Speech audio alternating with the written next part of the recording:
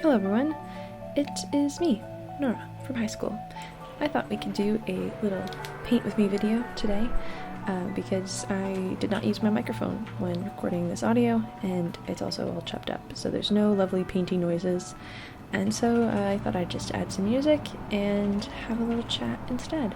I also have put the time-lapse of the Procreate painting up in the corner because I think it's kind of fun, and it's a little sneak peek of what we're gonna get at the end, hopefully.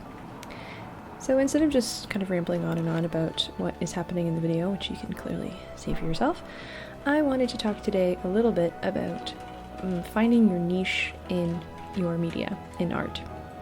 I think with online art communities nowadays, having a specialization is not only encouraged, but almost kind of mandatory if you want to succeed in your small business.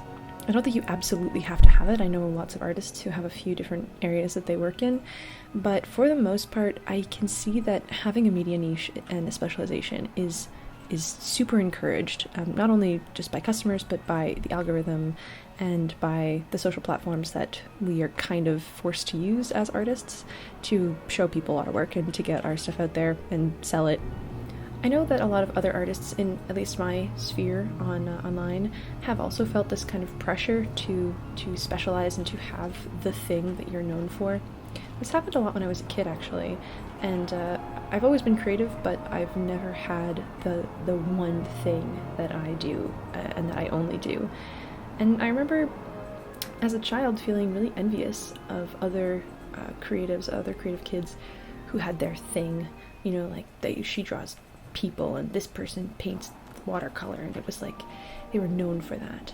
And I really struggled with that as a kid because I, first of all, kind of wanted to try everything, and also didn't really immediately excel or fall in love with any one thing. I kind of called myself a jack of all trades, master of none, which was a bit of a joke, but also kind of true. I did struggle with my artistic identity, and I still do, like, deeply. And that's one of the reasons I wanted to talk about this.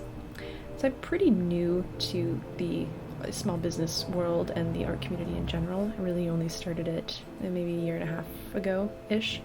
So I know that I'm not the expert in this, but I just thought I'd want to talk about it because it's been on my mind, and I think it's been on other people's minds too. I have been finding over the last year and a half-ish, as I endeavor to make, my art and my shop a sustainable business, that social media, obviously, is an integral piece of getting your work and your art out to potential buyers and your community, and it's necessary in order to make a living. It's just a part of it.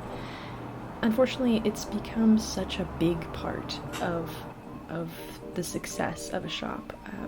They are inherently tied together in a lot of ways. Probably there are some who escape it, but I think for the most part, it's very hard to have any kind of, shop or platform and not have social media. And that's kind of hard. It's kind of hard when your business and success is so tied to your self-promotion and your ability to self-promote. And I, as a relatively young person who is fairly tech savvy, am able to adapt and to learn to a certain extent, but I know it's not like that for everybody. And it's crazy how having a niche in your media helps with creating an audience. I know I strayed a little off topic there, but we are talking about media niche, so I'll get back to it. What I have realized over this past year, and I don't think I'm alone in this sentiment, is that the algorithm rewards people who limit their content to a very specific category. I have found that in order to be successful on Instagram, on TikTok, maybe not in order to, but one easy way to be successful on these platforms is to narrow your content and to put out variations of the same thing. And I think for a lot of people, for a lot of artists, that works really well. I think that it's a deep dive into one type of work, and it's a way to kind of look closer at what you're making and expand it, and that's awesome. I always wished that I had something like that I just loved and wanted to do all the time. I'm sorry, I have to pick? No. I would like to do it all. Thank you very much. Goodbye. But online and on social media, it just does not work as well. You kind of get penalized if you don't have the thing that you're known for. Now again, I am pretty new to this whole world of art making and selling, so I know that I don't have like the ultimate final say on this, but from my experience, the algorithm rewards people who are putting out consistent work. And I think in a way your audience and your potential customers like that as well. They know if they like something that you're making, they can go to your page and see more of that. And I do agree that having a specialization is a good thing, and it means that you become an expert in your craft, and that's really great. But it also kind of makes me really sad as a creator and as a, you know, fairly new member of this community to suddenly feel like I have to specialize so quickly, having just arrived in this space and wanting instead to bloom and to explore and to have fun and try new media. And when I do, and I really love what I've made and I'm really excited about it, instead of that being rejoiced online, it gets like hidden almost, it gets buried. And not always, to be fair, I don't want to speak in absolutes here necessarily, but in my experience, yeah, it's either sink or swim, I guess. If it doesn't blow up, it will absolutely tank.